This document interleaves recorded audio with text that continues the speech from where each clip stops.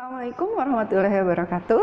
Anak sekalian yang Ibu cintai dan Ibu banggakan, Ibu berharap kalian tetap sehat, tetap semangat ya. Hari ini alhamdulillah kita bisa bertemu kembali dengan Ibu untuk belajar IPS. Sebelum kita memulai pembelajaran, marilah kita seperti biasa, kita berdoa terlebih dahulu.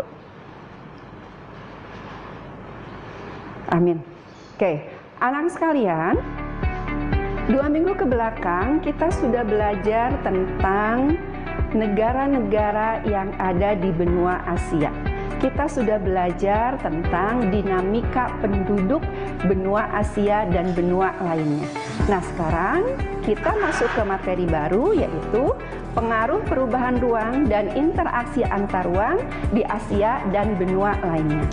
Dengan kalian belajar tentang materi ini, diharapkan kalian bisa mendeskripsikan tentang pengaruh perubahan dan interaksi antar ruang di Asia dan benua lainnya dalam bidang ekonomi, sosial, budaya, politik, dan pendidikan. Serta diharapkan dapat menumbuhkan rasa percaya diri dan mampu menerapkan keterampilan bekerja sama dalam kehidupan sehari-hari dengan baik. Anak-anak sekalian, kalau kita perhatikan perubahan ruang, mengapa sih sampai terjadi perubahan ruang? Kalau kita lihat di Eropa, perubahan ruang ini terjadi dipengaruhi oleh adanya revolusi industri. Sebelum revolusi industri, kita perhatikan bahwa dalam kegiatan ekonomi, dalam kegiatan memproduksi suatu barang, semuanya mengandalkan kepada tenaga manusia. Kemudian transportasi juga menggunakan tenaga hewan. Nah, tetapi dengan diketemukannya mesin uap, telah terjadi perubahan bahwa kegiatan produksi tidak lagi hanya mengandalkan tenaga manusia, tetapi kita sudah mengandalkan tenaga mesin. Dan kita bekerjanya bukan hanya siang hari saja, bisa kerja malam hari juga. Nah, sehingga berdirilah perusahaan-perusahaan. Kalau ada perusahaan, maka di sana akan muncullah suatu perubahan tempat tinggal. Di sini terjadilah perubahan ruang. Bagaimana hanya dengan perubahan ruang di benua Asia? Kalau tadi di Eropa perubahan ruang terjadi dipengaruhi oleh adanya revolusi industri, kalau di benua Asia lain, perubahan ruang terjadi disebabkan karena adanya konversi lahan. Masih ingat apa itu konversi lahan? Betul, konversi lahan adalah perubahan alih fungsi lahan. Bahkan kemudian, bukan hanya si hutan tersebut berubah menjadi lahan pertanian.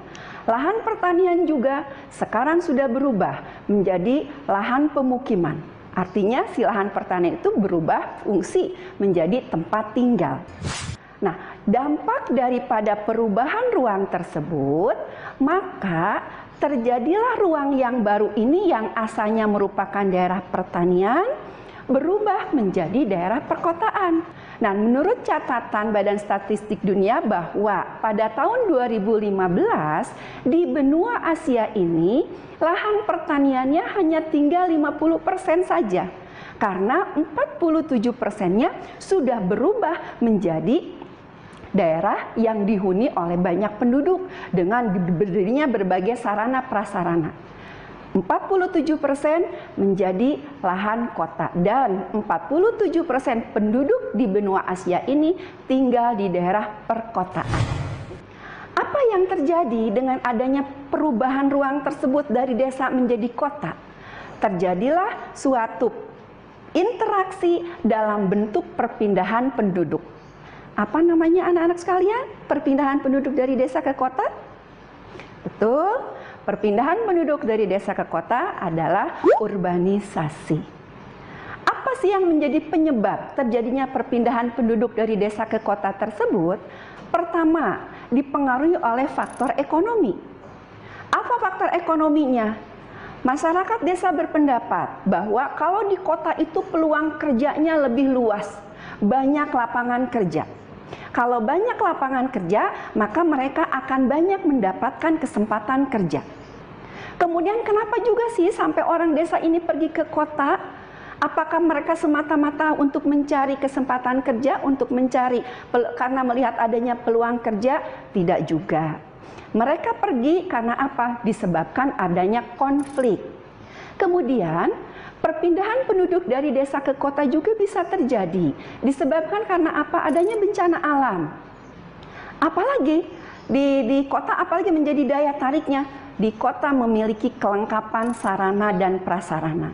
Baik itu sarana pendidikan, baik itu sarana kesehatan, baik itu sarana kebudayaan dan lapangan kerjanya. Di kota memiliki sarana yang sangat lengkap sehingga memotivasi orang desa pergi ke kota. Berikutnya adalah kalau kita bicarakan mengenai desa dan kota, ini merupakan contoh perubahan ruang dalam lingkup skala kecil. Di desa dan kota saja terjadi interaksi antara desa dan kota. Begitu juga orang yang kota juga tetap dia membutuhkan orang desa. Dengan adanya interaksi ini memberikan pengaruh kepada kehidupan mana? Kehidupan di bidang ekonomi, kehidupan di bidang politik, kehidupan di bidang sosial budaya, kehidupan di bidang pendidikan. Apa buktinya bahwa dengan adanya perubahan ruang berpengaruh terhadap interaksi antara desa dan kota?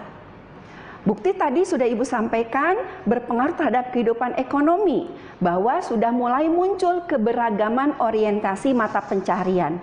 Di desa bukan lagi mayoritas penduduknya bekerja di sektor pertanian. Kalau kalian perhatikan di daerah Purwakarta.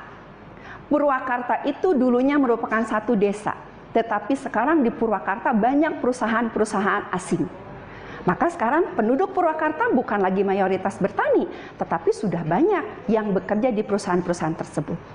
Kemudian apalagi dengan adanya interaksi desa dan kota ini, ternyata pengaruh di bidang ekonomi apa? Dapat meningkatkan produktivitas. Kalau dulu orang melaksanakan kegiatan pertanian semua serba tradisional. Tetapi dengan perkembangan ilmu pengetahuan dan teknologi, apalagi dengan perkembangan gawe sekarang, gadget sekarang, kita bisa melihat bagaimana cara mengolah produk pertanian yang sangat bagus. Berikutnya apalagi? Kalau dulunya kita orang desa itu untuk mendapatkan baju bagus harus pergi ke kota. Kemudian orang kota untuk mendapatkan bahan sayuran harus susah-susah. Tetapi sekarang dengan adanya interaksi yang terjalin dengan bagus, mobilitas produk, perpindahan distribusi produk lebih mudah. Ditunjang dengan apa? Sarana transportasinya. Kemudian sekarang, apa pengaruhnya di bidang sosial budaya? Nah ini yang kadang-kadang pengaruh yang bisa memberikan pengaruh positif dan juga pengaruh negatif. Apalagi di daerah desa yang transisi, suka beranggapan bahwa sesuatu yang datang dari kota itu bagus, sehingga mereka banyak meniru gaya hidup orang kota. Padahal tidak semua apa yang mereka lihat itu bagus dan bisa diterapkan oleh mereka. Kemudian berikutnya apa? Berpengaruh terhadap keadaan politik. Apa contohnya? Kalau dulu kita nggak tahu deh kalau mau pemilihan presiden dan wakil presiden atau pemilihan anggota MPR, kita tidak tahu ujug melaksanakan pemilu saja. Tetapi sekarang sudah jauh-jauh hari karena banyak melihat TV, kita tahu. Sekarang bagaimana di bidang pendidikan? Banyak fasilitas pendidikan didirikan di desa-desa. Dengan sendirinya, kualitas pendidikan di daerah pedesaan juga semakin meningkat. Tetapi tadi kata Ibu, orang desa bukan hanya perlu orang kota saja. Orang kota juga perlu orang desa. Nah, orang kota memerlukan orang desa sebagai apa? Masyarakat desa itu sebagai penyedia sumber daya alam. Pabrik saus perlu tomat. Nggak akan ada deh tomat kalau tidak ada dari orang desa. Ini adalah pengaruh perubahan ruang dalam lingkup skala kecil. desa dan kota. Tetapi di sini bisa kita lihat bahwa dengan adanya perubahan ruang terjadilah interaksi. Begitu juga dalam kehidupan internasional. Terjadilah interaksi antar negara satu dengan negara lainnya. Itu adalah pengaruh perubahan dalam skala besar. Apa berpengaruh terhadap kehidupan apa saja? Kita lihat pengaruh dalam kehidupan ekonomi. Apa pengaruhnya dalam kehidupan ekonomi? Negara yang punya sumber daya alam lebih, mereka berperan sebagai eksportir.